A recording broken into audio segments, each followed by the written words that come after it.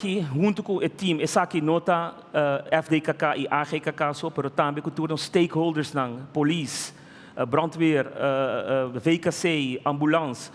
Nós temos diferentes reuniões com nós.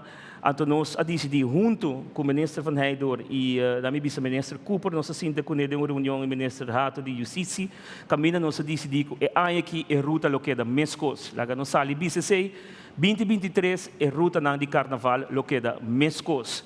Nós vamos concentrar a riba local a eficiência da ruta.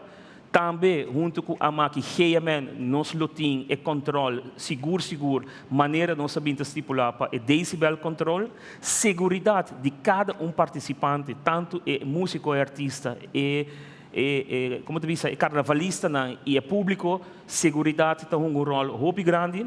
Nós temos diferente informação e ideia novo para o começo da marcha e também o final da marcha.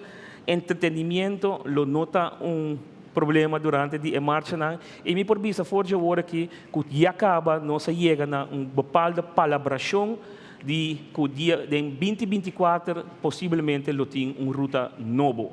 Essa aqui lo me amplia mais depois de que tem certo desenvolvimento que está tomando lugar em outra banda riba terreno de VVRP, esse não está cai boi mim, mas esse é argumento que lo tem para 2024.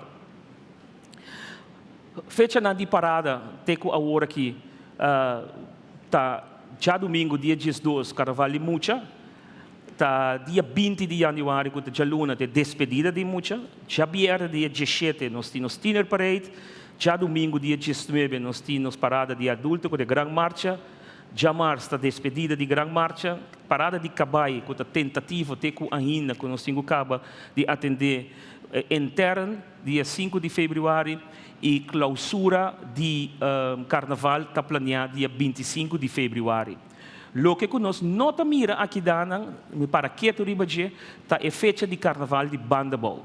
Aqui nana me tenho visto que atualmente tem uma conversação andando entre a Fundação Carnaval Bandabou, nós pessoas FDKK, junto com o OECS e também time de Bandabou, com certa inovação e conceito novo que nang mes lo apresentar de uma rueda de prensa tá kiko tá ideia nang para o carnaval de Bandabou.